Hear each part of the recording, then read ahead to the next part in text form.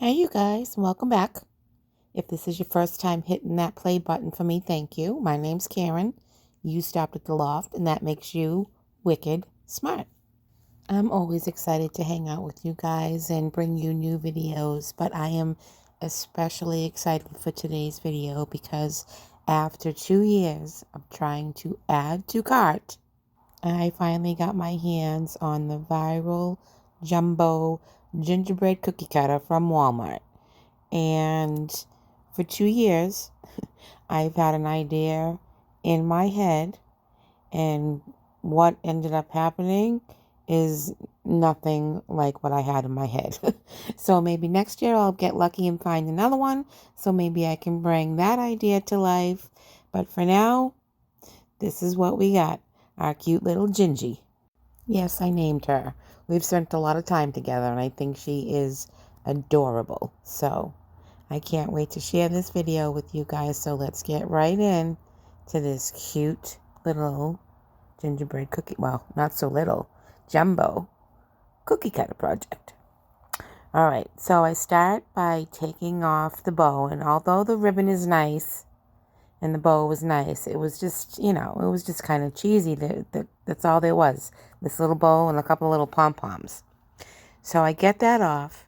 And I realized that this bar in the front that they were wired to now has to become the back, because I don't want that to be the front. And I went and got 2 foam core boards from the Dollar Tree, and I joined them together with some packing tape, laid it down, traced it out, and then I cut it out. Okay. Next, I have this piece of Dropcloth. If you saw my last couple of videos, you know I've been crafting with this Dropcloth for a while. I can't remember how big it was, to be honest with you. It wasn't that big, I don't think. And it wasn't a whole lot of money. And I've gotten a ton of DIYs out of it. So now I'm going to kind of tea stain it, but I'm going to use this nutmeg acrylic paint, really, really watered down. And I'm going to get that all mixed up, put that in a big bowl, and I'm going to dip the Dropcloth into the bowl. Make sure it gets all the parts and it gets completely saturated. Excuse me. And then I'm going to wring it out. And this particular day, it happened to be really, really nice out. Almost like summer weather here in New England in the fall. And I actually put it outside to dry. So it dried pretty quickly. So you'll see me here getting that done. And then I pieced together a lot of the little bits of the cotton batting that I've had left over from different projects, just to get like a nice thin layer to go over the foam core, so that when I laid the canvas over top of that, it gave me like a little bit of dimension and kind of like a little puffiness to it, if that makes any sense. Like when you bake a cookie and it rises a little bit, it kind of puffs up. Anyways, that's what I did. So I'm gonna let you guys watch while I get that all done.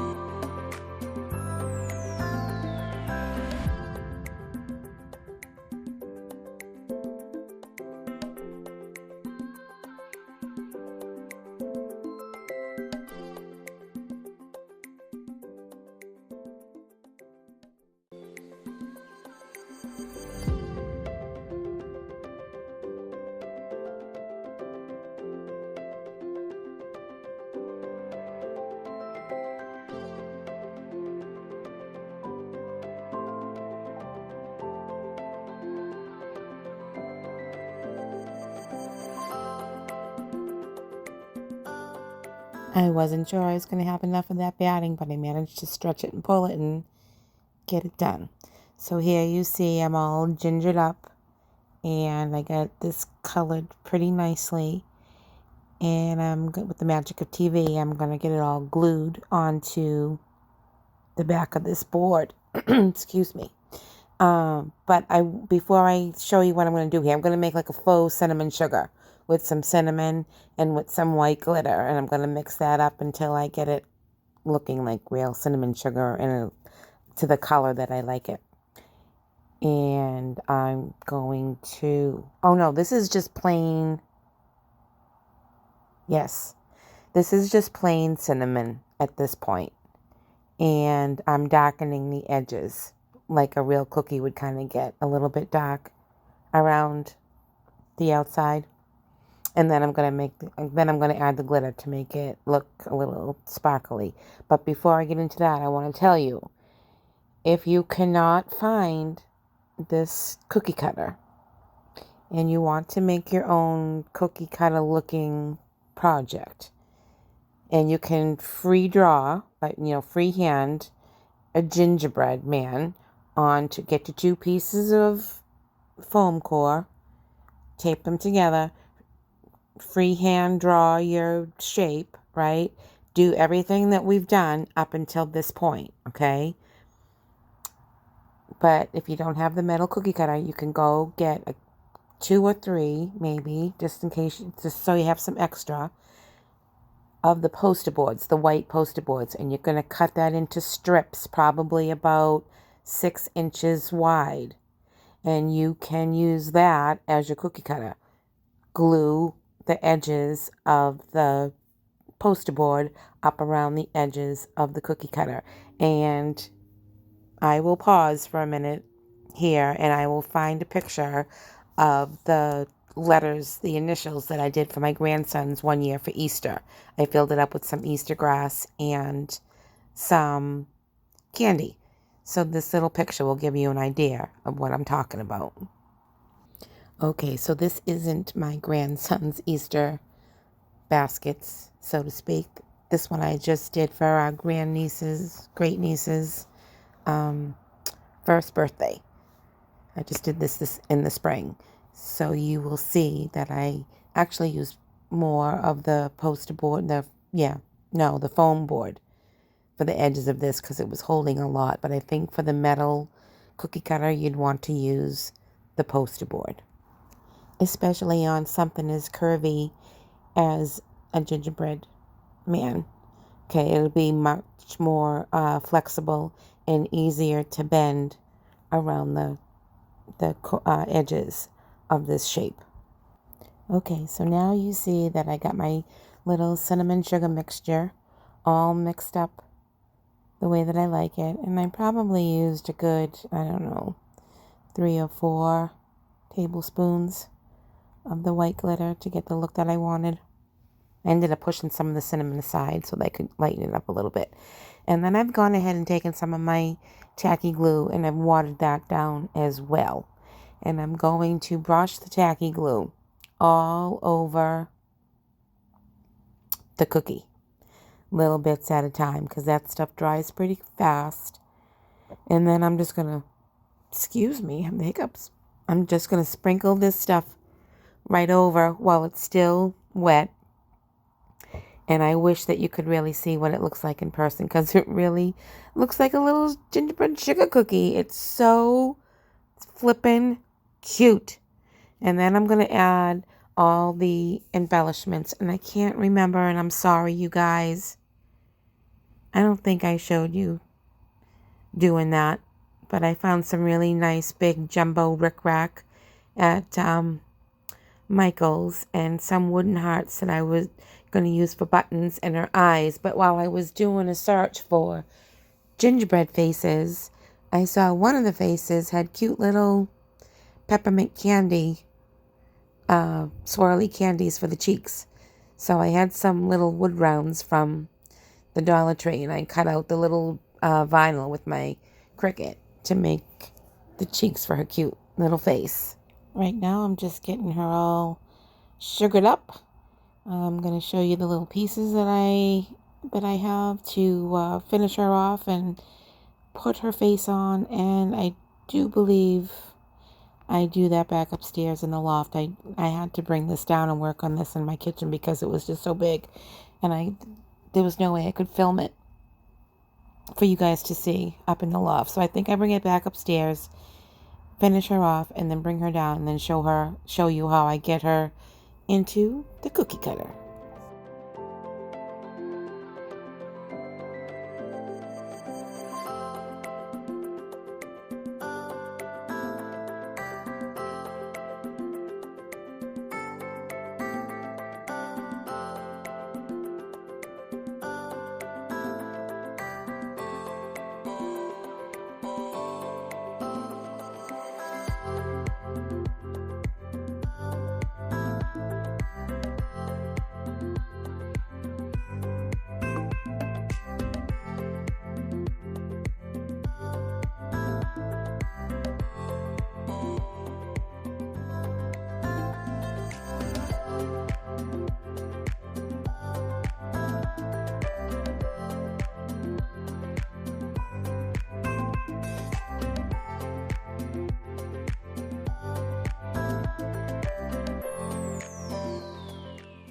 And just like that, she's done.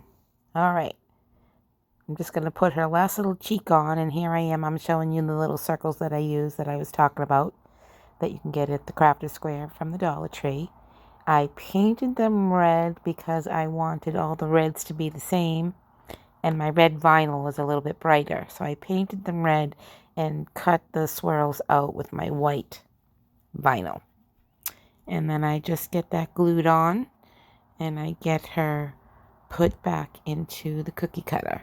Now, when I do that, or try to do that, I should say, the first time, I didn't realize that both sides weren't exactly the same. And when I traced this out, I traced it out just as you see it.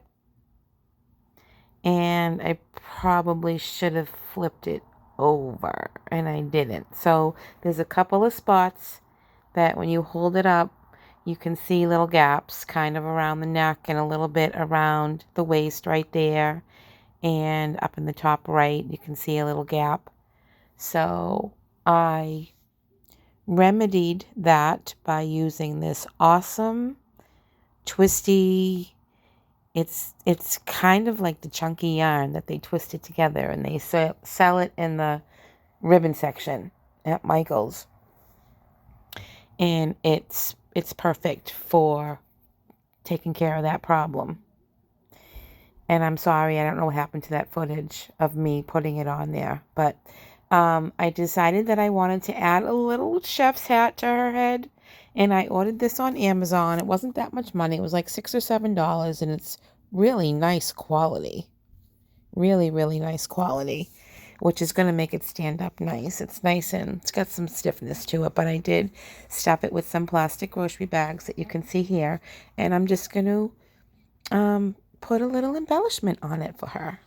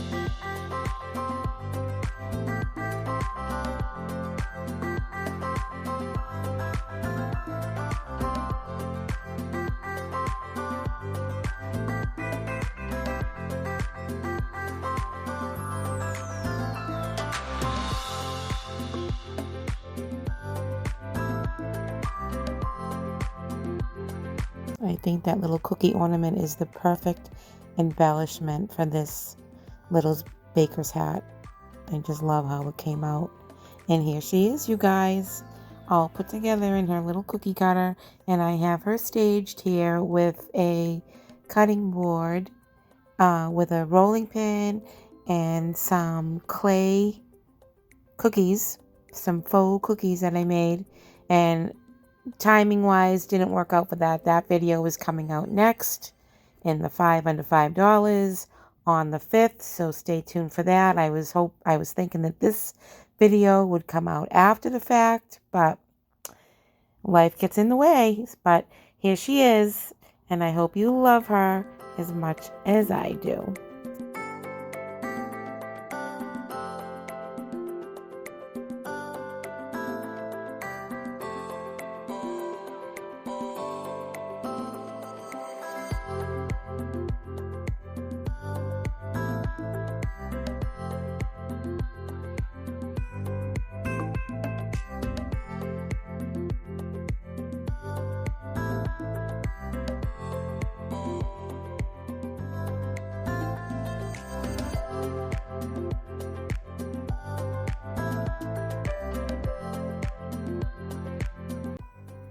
Thanks for spending time hanging out with me today, you guys.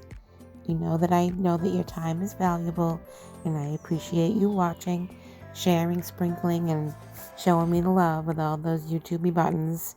Let me know what you think in the comments about our little friend Gingy here. I'd love to know if you might find one and try and make her, or maybe come up with something else on your own. Until the next one, you guys. See you soon.